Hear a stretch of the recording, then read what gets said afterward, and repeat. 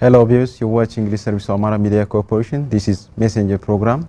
In our today's Messenger program, we want to talk about environmental conservation workers on Lake Tana biosphere. For this, we have a guest from Bahar Dar University, Dr. Fasil Taddesa, Assistant Professor of Fisheries Science at Bahar Dar University. Dr. Fasil Taddesa, thank you very much for coming to our studio to give us a brief explanation or your insights or perspectives about environmental conservation workers on Lake Tana biosphere. Thanks for having me in your program. Thanks so much. Lake Tana is the largest lake in Ethiopia. It is rich in biodiversity, culture, and other natural resources. And also this Lake Tana is a livelihood for tens of thousands of people living around the city of Bahar Dar. Nowadays, the lake is getting a kind of threat. Before directly go to the questions, first of all, let me give chance for you to express about the benefits of Lake Tana for our community. Thanks for your interest in preparing a program on Lake Tana and its ecosystem. So Lake Tana, as you mentioned it's one of, it's pretty much the largest lake in Ethiopia. It contains like half of the freshwater of Ethiopia, and it's rich in biodiversity, it's rich in culture, history, and so on. The lake has 28 fish species, and most of which they are endemic to the lake. And the lake has more than 30 islands, 37 islands, and there are lots of monasteries built on these islands. So the lake provides lots of services to the people who live very close to the lake ecosystem. The first thing could be water, drinking water. Millions of people drink water from the lake.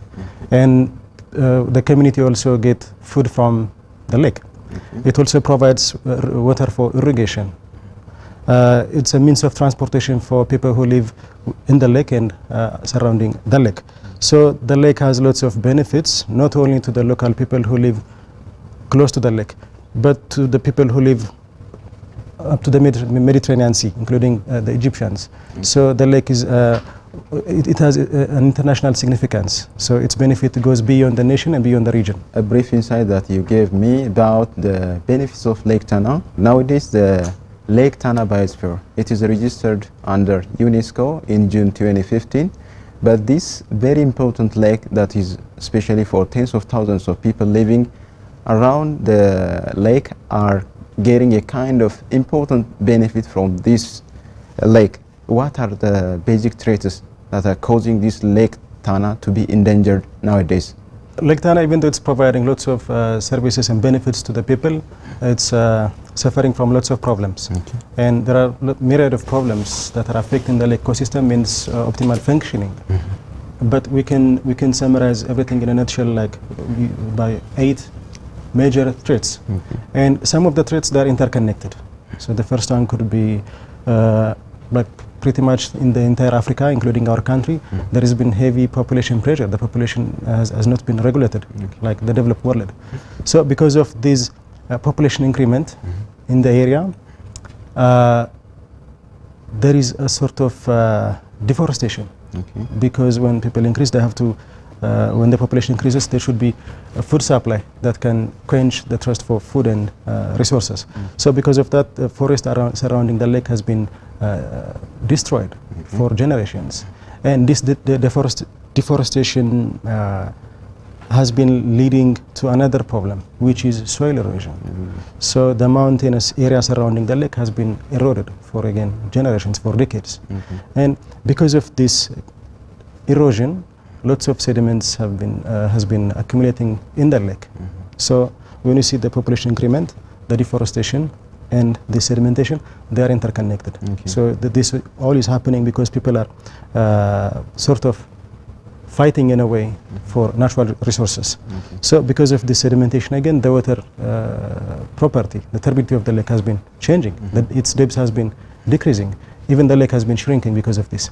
So the other issue that we mentioned is recently, because of the nutrients that come to the lake from the surrounding farmlands, from the surrounding area, we have seen infestation of the lake by an invasive weed, also known as water hyacinth. So this weed has been ravaging the lake for almost a decade, if I'm not mistaken. So the other issue that we have to mention is that pollution, because the lake is found between 2 major cities, Bahar Dar and Gondar. And the municipality wastes, most of them directly go to the lake through the rivers and streams that empty into the lake. The other issue that we commonly see is a pollution from point sources, like from the hotels, from industries, and from other facilities, from other infrastructures. So pollution has been another problem. The main issue that the lake biodiversity has been suffering is that it's the use of unsustainable fishing practice or fishing gears. So even though we have a legal framework that has been put in place by the federal and the regional government, fishers and I can say everyone has been practicing unsustainable way of fishing.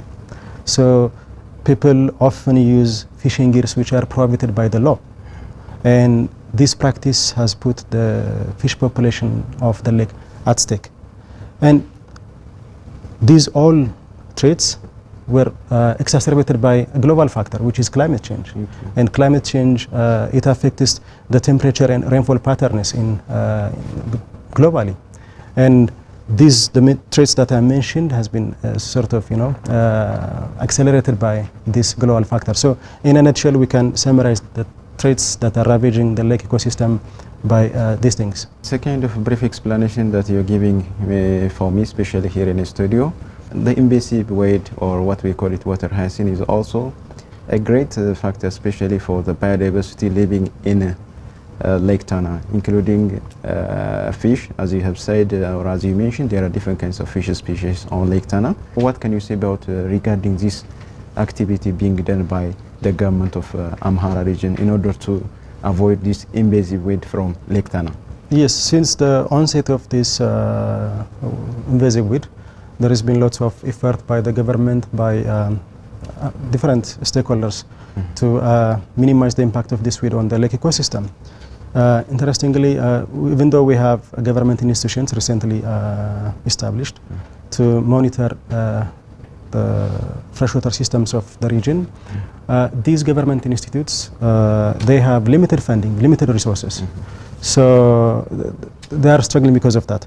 But the work that they have been doing, it's, I think, commendable. It's one of the great things that have been done by the government, because it's for the first time that the government gave due attention to the lake ecosystem, so that now we have a government institute who manages the whole system.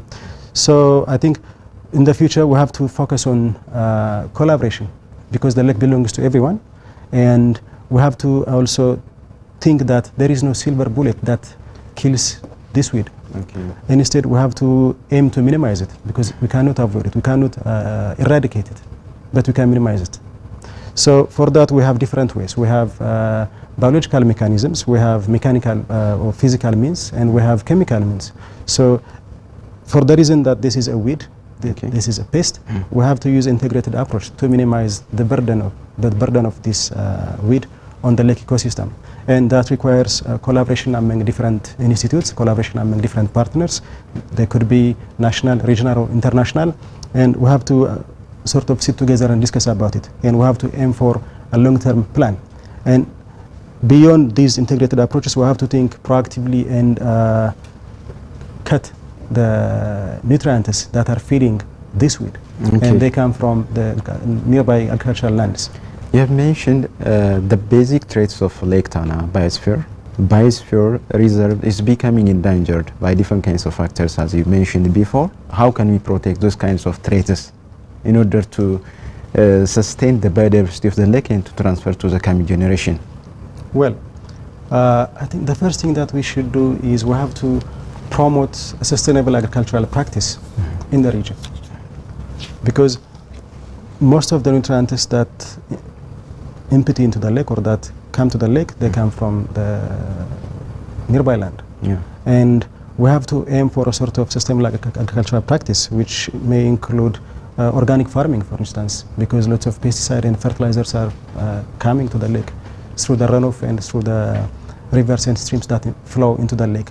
So if we minimize the use of pesticides, chemicals, fertilizers, when we do farming, crop farming, I think we can minimize the burden on the lake. Plus, we have to also come up with a solution for this unsustainable way of grazing by the livestock. So all these things which exacerbate the erosion problem in the area should be managed by promoting a sustainable agriculture. The other thing, we have to regulate the fishery of the lake. the fishery of the lake and then the tributary rivers. And for that, interestingly, we have good legal framework that have been put in place by the federal and the regional government. And we have regulation, which is very nice. When you read it, it has lots of articles that aim to benefit the sustainability of the lake and its resources. So if we managed the regulate the fishery, I think we can prevent it. For instance, if you see the regulation or the proclamation of the regional government, anyone who fishes on the lake ecosystem using a prohibited gear can be imprisoned for 3 years and can be also fined 10,000 per. So we have that kind of framework, but it's not being implemented by the government because we don't have a sort of security apparatus which is trained to regulate the fishery. So all concerned stakeholders should again sit and discuss on mechanisms of implementing this proclamation. The other thing is we have to improve our waste management system. We have lots of facilities, we have lots of hotels and industries, and we have also municipality waste. So we have to make it sort of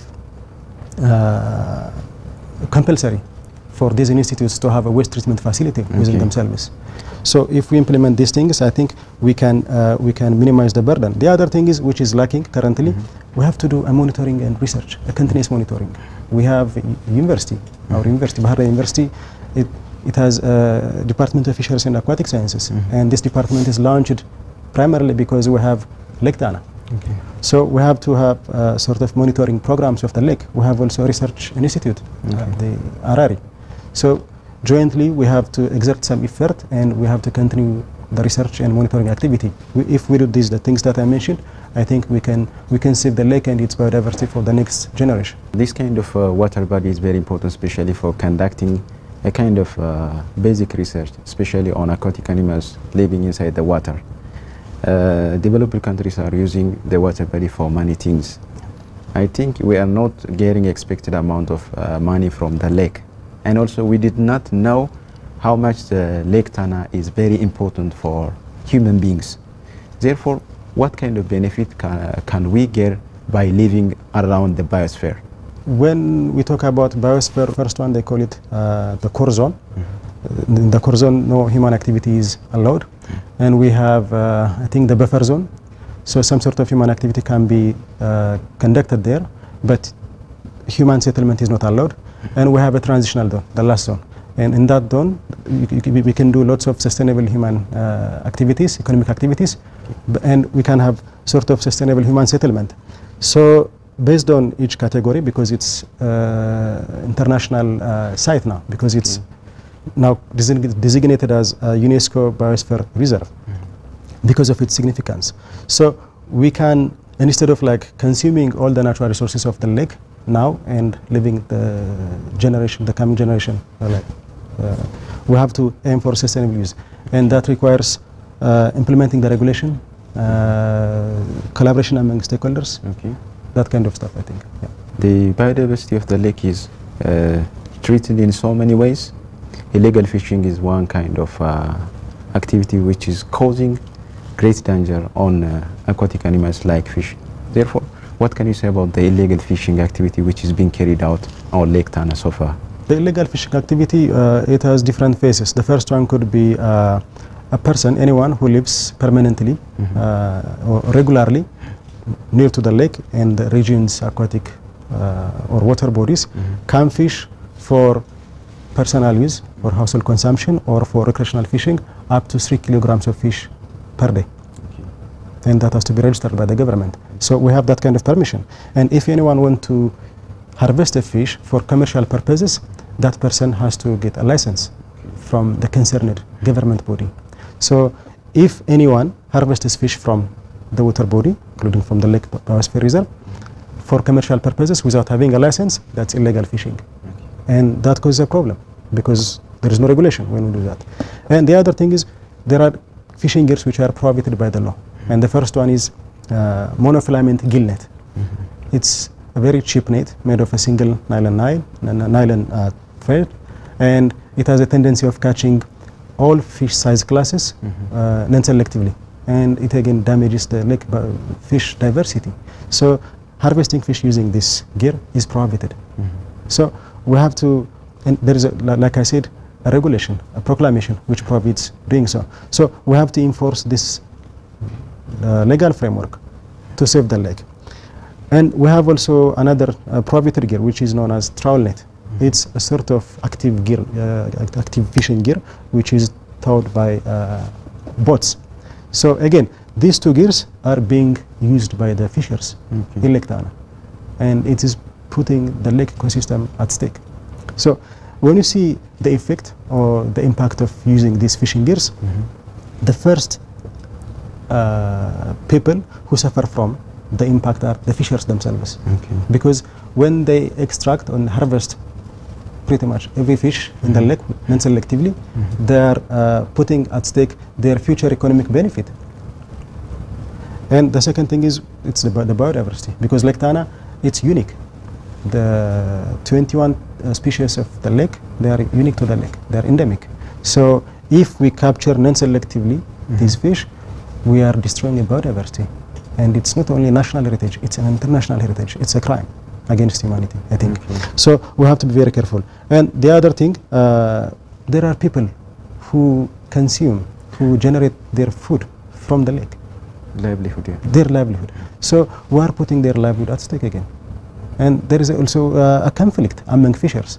When we harvest unsustainably the lake's fish, we are like leading the fishers to uncharted territory, because when the amount of catch that fishers harvest from the lake diminishes or decline by the day, and when their livelihood is at stake, they start fighting each other.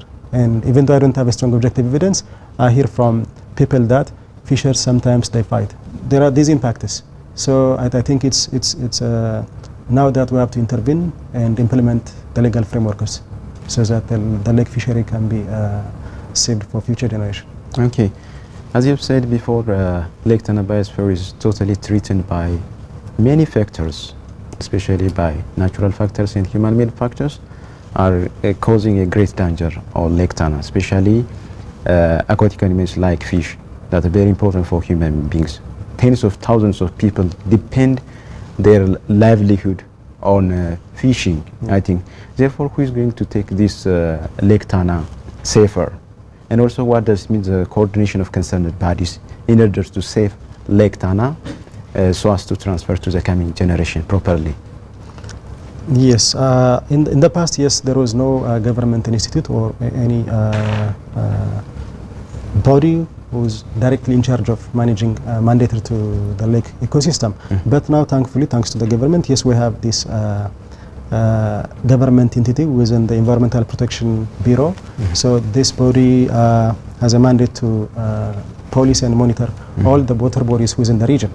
And partly part of its job involves coordinating all the concerned stakeholders for the sustainable use of the fishery and for the lake biosphere reserve. So we have universities, including BDU, Amhara University, Gondar University, Devra Tawar University, and including Dawark and Debre Marcos University and Jawara University. All these universities are concerned because one way or the other, these universities are located very close to the lake ecosystem. And we have research institute. Again, there's a good setup there. They have a good experience of monitoring the lake ecosystem and pretty much all the water bodies within the region. But this has to be continued.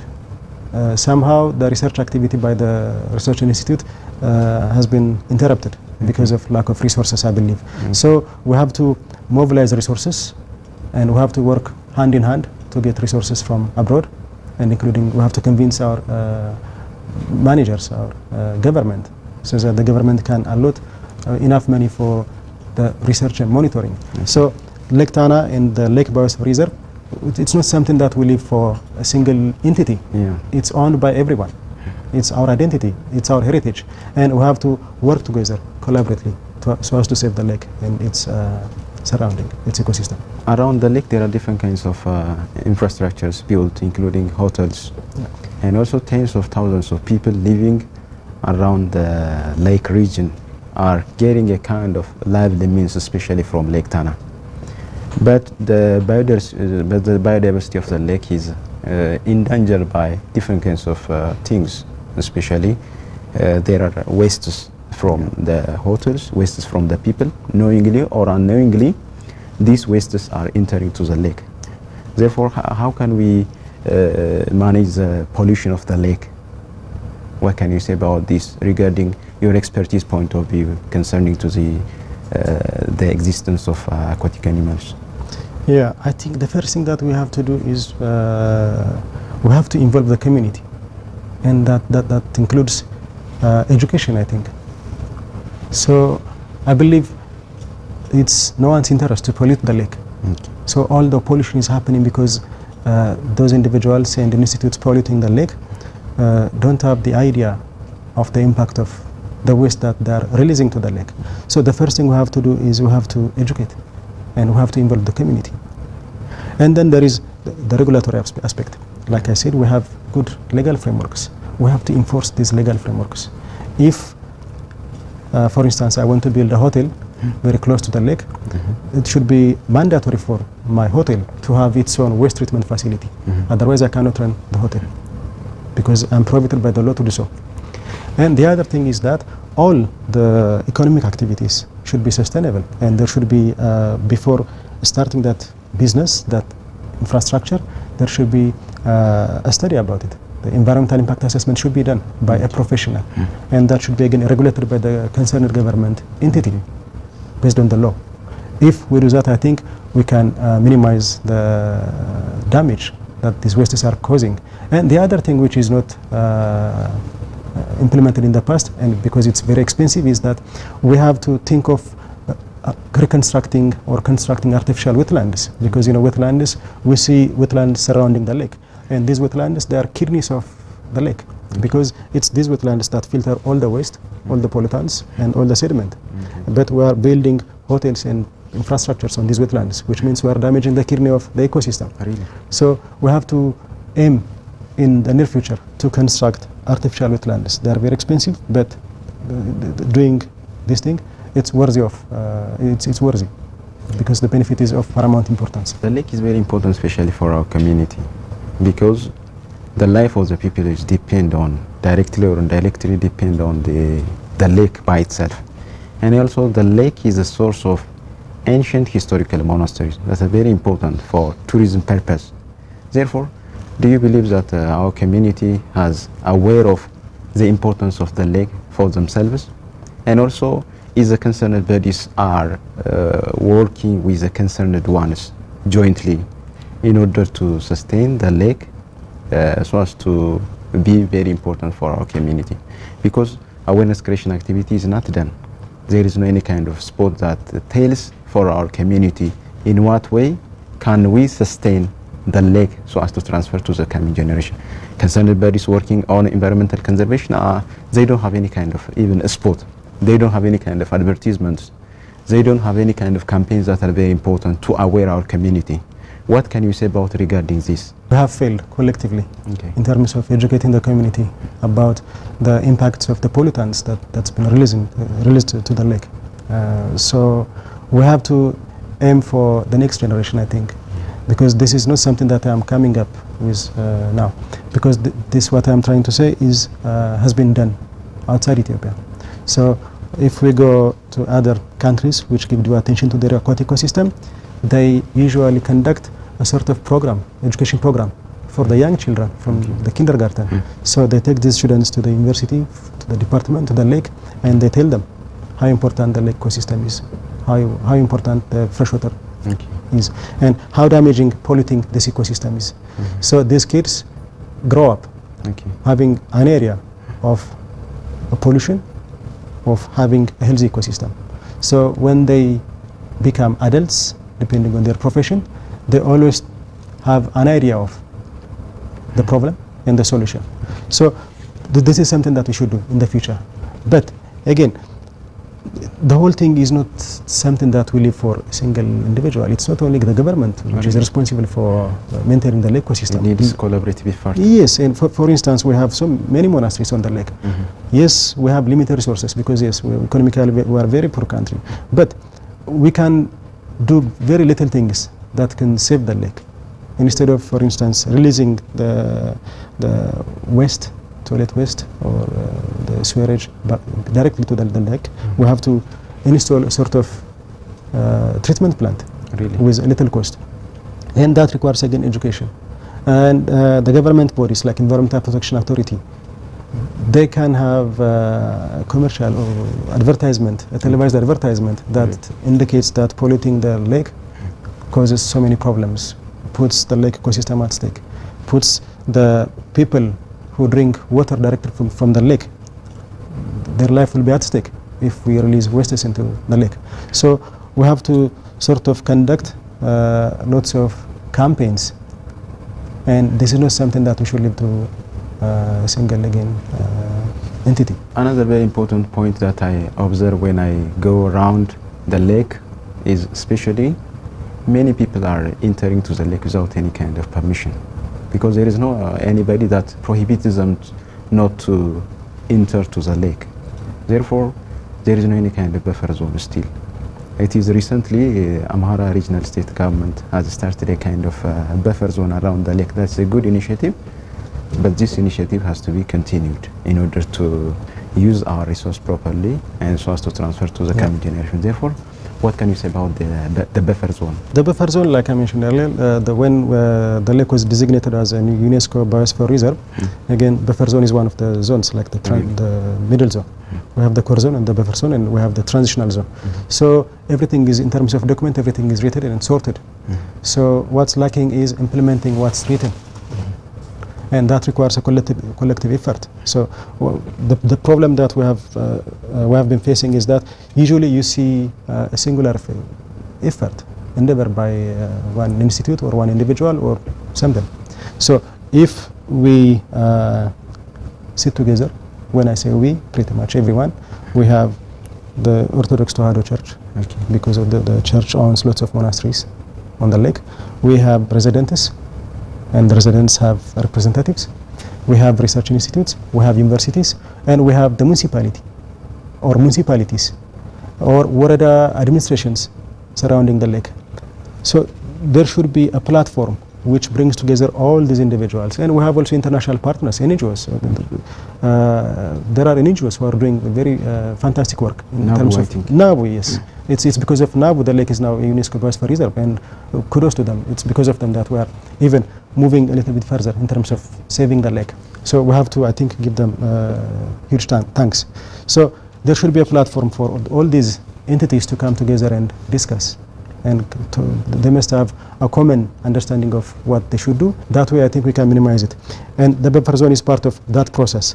And utilizing the lake resources, it could be for irrigation, it could be for transport, it could be for fishing, and so on. That should be regulated.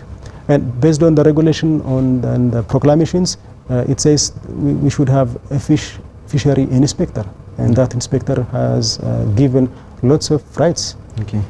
To police the lake resources, to ask license, and to enforce the law. And we have to bring that inspector. We have to establish an entity which hires, monitors, and regulates this fish inspector.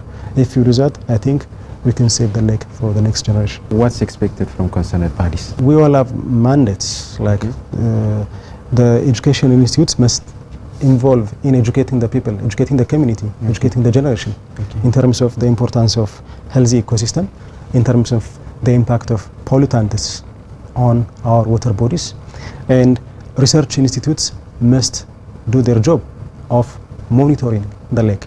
Unless we have a time series data, we cannot take decision, or we cannot convince the government leaders without data, because our policies should be informed by research. And it's the mandate of the research institutes to do this research. Once we have enough data, we can be able to persuade all the decision makers for a policy, for a regulation.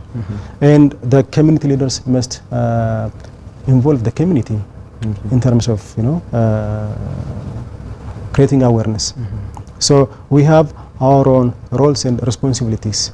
But for that, again, we have to come together to a very single platform or similar platform, because we have a common problem, and that common problem should only be solved by a common understanding and a common solution. and that requires sitting and discussing, not sort of pushing.